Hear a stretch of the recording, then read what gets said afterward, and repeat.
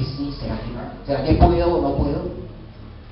¿Será que si Dios me ha llamado yo puedo pararme a un lugar de estos y proclamar su palabra?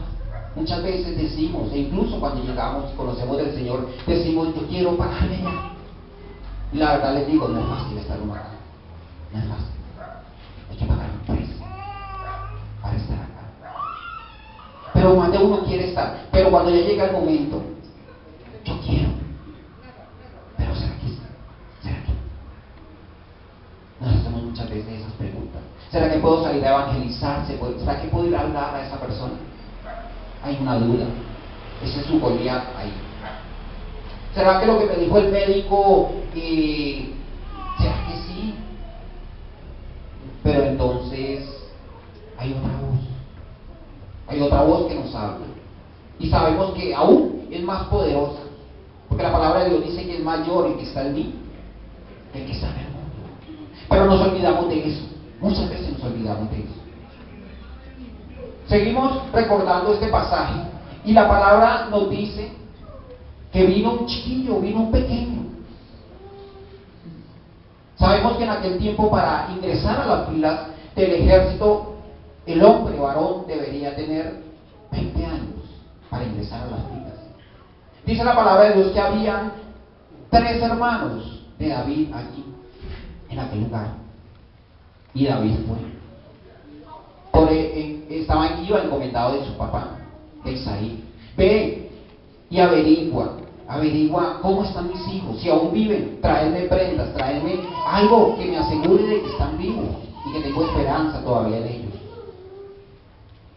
Dice que David obedientemente fue. Pero cuando David llegó a aquel lugar, precisamente en ese momento dice que el ejército se puso en orden de batalla nuevamente para tratar de avanzar. Y dice que en ese momento salió ese gigante a vociferar. Pero David se encendió en ira al escucharlo. ¿Y qué dijo? Dijo, ¿quién es ese gigante incircunciso? ¿Sí? Que ha desafiado al Dios del escuadrón de los ejércitos. ¿Quién es ese? ¿Por qué? Porque en él había algo diferente. Él había sido guiado ¿por quién? Por el Espíritu Santo. Allá en 1 Samuel capítulo 16 hay un verso exactamente donde David fue ungido. El profeta Samuel hizo llamar todos los hijos de Israel y mandó llamar a David, y David fue el escogido de Dios. Ustedes se han puesto a pensar, bueno, ese chiquillo llegó allá porque sí, por emociones. No. Ustedes cuando leen la vida de David, de pronto en esa parte de la vida de él, no se han preguntado, bueno, un chiquillo de 16 años, ¿cómo pudo vencer ese gigante? ¿Qué había en él? Resulta que cuando fue ungido en el reino espiritual, allá en el reino de los cielos, algo ocurrió, algo poderoso, algo sobrenatural.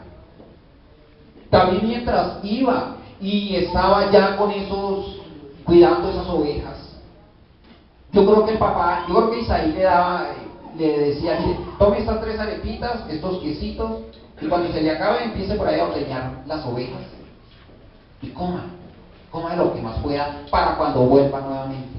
Pero usted cree que cuando se acaba el alimento, ¿qué hacía David? ¿Se ha preguntado alguna vez? Ese joven, ¿saben qué andaba? No solamente cuidaba sus ovejas, ese joven estaba en plena oración y ayuno y crecía en el espíritu. Por eso él le dijo a Saúl, mire, cuando vienen osos y leones, yo voy y los enfrento, y si alguno quiere o viene contra mí, yo lo cojo en la quijada. En otras palabras, lo mato. Como un joven de 16 años con esas manos podía matar. Si hemos conocido, estos animales son grandes, son fuertes. Y dice David, yo lo mataba. Y este gigante incircunciso no será la excepción. En David había algo diferente. En usted hay algo diferente. Cuando usted aceptó a Cristo, En el reino espiritual ocurrió algo sobrenatural, algo poderoso. Y eso mismo que ocurrió con David, esa misma unción, ese mismo fuego, ese mismo poder, está en ti, porque Dios es el mismo. Vemos la otra cara, vemos a un Saúl. ¿Saúl quién es? Saúl significa el mundo, un hombre del mundo, un hombre que le dijo a David: ven. Primeramente le dijo: tú no puedes pelear contra él, porque tú eres joven, eres un chico. Y este gigante, desde su juventud, es hombre de guerra. En otras palabras, él te matará. Pero si tú quieres, ve. Pero él dijo: yo voy en el nombre de Jehová de los ejércitos. Es una palabra que vemos en el Nuevo Testamento y dice: porque es que mis armas no son carnales, sino espirituales en Cristo Jesús. Eso que dijo él allá, ahora nos corresponde a nosotros acá. Mi pregunta es, que se la hagan ustedes: ¿dónde están? ¿Dónde están esas armas? ¿Dónde las has guardado? ¿Las has sacado? Cuando viene ese gigante, cuando viene ese Goliat ante ti, a ponerte duda, a ponerte tantas situaciones oscuras en tu vida, ¿dónde está? Es la pregunta que debemos hacer, porque las armas están ahí.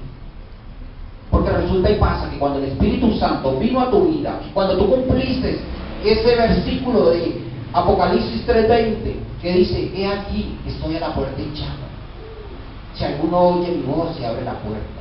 Yo entraré en él y cenaré con él y él conmigo. Cuando tú abriste la puerta de tu corazón y aceptaste a Cristo en tu corazón, el Espíritu Santo vino a tu vida. Y él no se vino con la maleta incompleta. Él vino con todo el equipaje completo, con todo el arsenal completo. Ahora depende de mí y de ti que esos dones, que esas armas fluyan, crezcan. Él no va a ir a decir: oiga, espere que me faltó este don, espere un momentico, tenga ese demonio ahí y espere, voy y vuelvo. No, él trajo todo.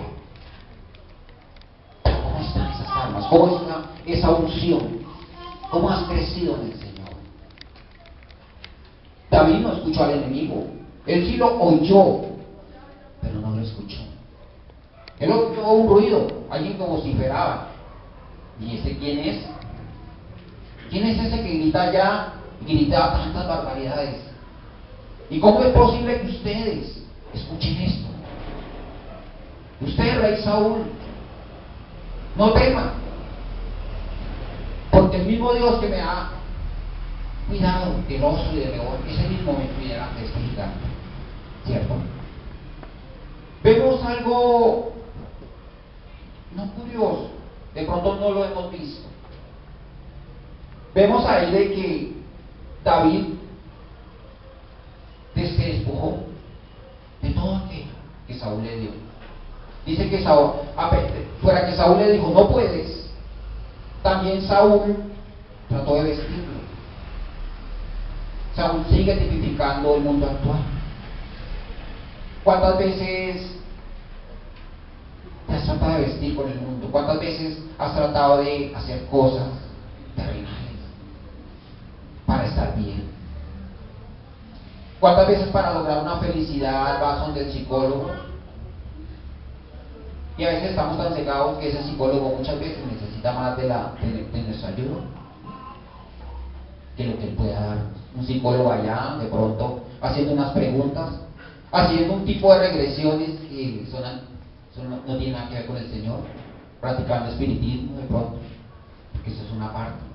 Un psicólogo que de pronto está con un trago al lado, fumándose un cigarrillo y haciéndote una relajación